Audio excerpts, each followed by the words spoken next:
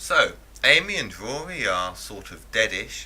We've had time to wipe away the tears, and this Christmas Day special, The Snowmen, ushers in a new era for Doctor Who. It must be a new era. They've got a flashier intro, the theme tune's been rearranged again, and the TARDIS interior is now kind of boring and nothing like as good as the previous multi-level steampunk version, which was the best they've had. Regarding the new intro, love it. The theme now sounds a bit like the 80s version I grew up with, and Matt Smith's face appears against the starfield, and this has not occurred since the end of the classic series in 1989. Previous Doctors whose faces have appeared in the credits are Patrick Troughton, John Pertwee, Tom Baker, Peter Davison, Colin Baker, and Thurston McCoy, in other words, the 2nd, 3rd, 4th, 5th, 6th, and 7th. Matt Smith is, of course, the 11th. Please excuse the Sheldon moment, it just had to be said. Oh wait, there's also the new companion, Clara. Generally, Louise Coleman looks somewhat familiar, having already appeared in the show as Oswin just 5 episodes ago in Asylum of the Daleks. One of the 2 episodes we got last year that was actually evocative or memorable. The only other episode title besides Angels Take Manhattan I can even remember from this year's season is Dinosaurs on a Spaceship, and not for the right reason. So anyway, Doctor Who has reused actors before. This character is a Victorian barmaid called Clara, not Oswin. And what could possibly connect these 2 characters? Everybody knows that the climax to Asylum of the Daleks was a highlight of this season, and Stephen Moffat definitely never ever writes something good, only to spoil it later. Nuh-uh, never happens. Actually, let's be honest here, Moffat now has such a habit of getting it right and then fucking it up later, I'm starting to wonder if he's secretly in charge of YouTube. Okay, so Clara Oswin Oswald is a character who appears in different eras in history and on different planets, each time with the same basic persona, but clothes and accent change, and doubtless it'll be at least the end of the season before we know why. This wasn't a Christmas special, they're usually standalone. This is all setting up the second half of the season, while also relying on one having seen the season so far. If, like my mother, you totally forgot Asylum of the Daleks, then what the fuck is going on? If, like me, you do remember Asylum of the Daleks, then what the fuck is going on? Stephen Moffat likes to press the flesh and follow the fan buzz, and so presumably knows that many were irritated by the Rory character being killed and resurrected no less than half a dozen times. But don't worry, that's all over. Now we have a recurring character, not a companion. They travel with the Doctor. There is actually room in that blue thing for more than one person. An odd aspect of Doctor Who for Moffat to miss, and kind of the point. Who pops up everywhere the Doctor goes, and always ends up sacrificing her life for the greater good. Every week? The fineness of the line between writing and trolling had never really occurred to me before. Well played, Mr. Moffat. I'll be fair though, and say that Clara's death is moving.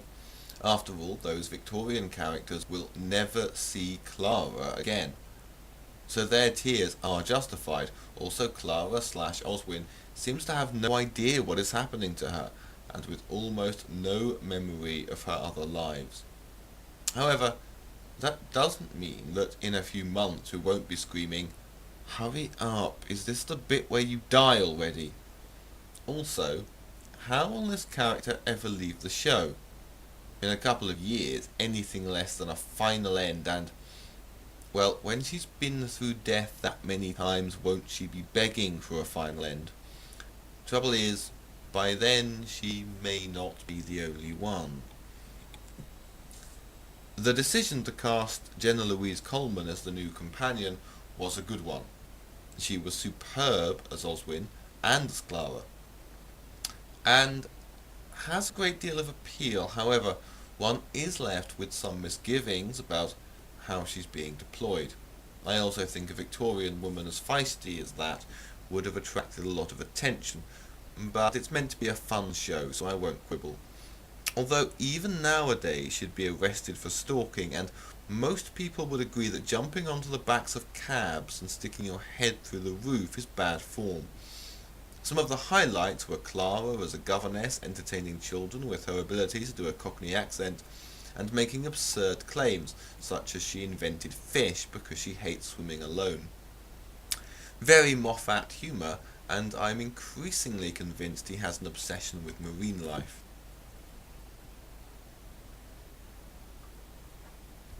I have focused mainly on the Clara Oswald aspect of the story, since much else was underwhelming and played second or third fiddle. So the boy in the striped pyjamas starts talking to a snowman who starts talking back, and the boy grows up to be Richard E. Grant in a Scrooge costume, who has a big bingo machine in his house, and there are snowmen with fangs, but later there's a far cooler looking see-through ice person, and some jokes about Punch and Judy. Oh, and the lesbian lizard and her partner are back. They're married somehow. And that funny Sontaran nurse is back even though he died on Demon's Run. Does anyone actually stay dead these days? The joke of this character, in case you didn't know or have forgotten, is that Sontarans are a warrior race, but this one is meant to be a nurse. The most disappointing thing about this episode is that I was looking forward to Richard E. Grant as a Who villain. How has this never happened before? 10 years ago I saw Richard E. Grant as a Sherlock Holmes villain in the BBC's Christmas Day special of Hound of the Baskervilles, and he made that production. He plays a good villain if you use him right. Unfortunately, this character is one-dimensional and has little to do. Just being possessed by the Great Intelligence, a reference to the Troughton era, although those were robots disguised as abominable snowmen, as in Yeti, so it's a bit tenuous. And then being a zombie, any actor can play that. It isn't even real villainy. Oh, and what's with all the Sherlock Holmes references? Everyone loves a Victorian detective yarn. But you chose to set your Sherlock show in the contemporary. It's a success. Live with it.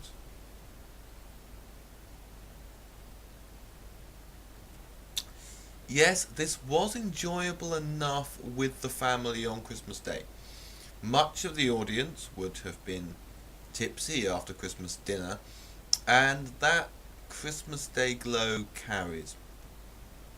There was also lots of humour, but maybe too much. A romp through Victorian London with lesbian detectives, one of whom is a lizard. Almost panto, but hey, it's Christmas.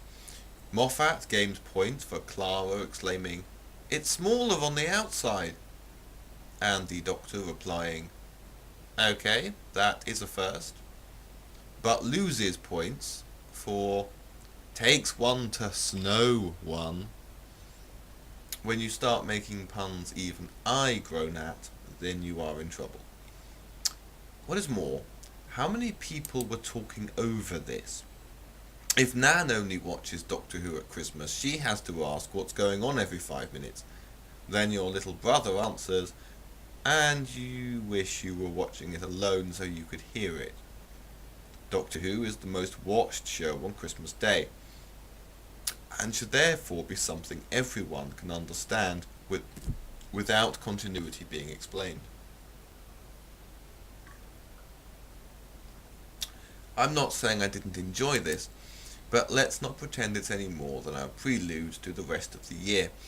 If you've already paid £12.50 to watch The Hobbit, An Unexpected Journey, only to discover that, exciting as it is, it basically only serves as an advert to get you to watch the next 2.5 hour films, then be grateful that BBC TV shows are at least 3. The classic Doctor Who series was cancelled partly because it had become continuity laden and made too much for the fans. A closed system tends towards entropy. But at least that lasted 26 years. After 7 years of the new series, you can't even enjoy a Christmas special without being an avid fan that watches and remembers every recent episode and cares what happens next. And if they haven't persuaded you to watch next year's episode, if for no other reason than to find out who Clara Oswald is, you've pretty much wasted an hour.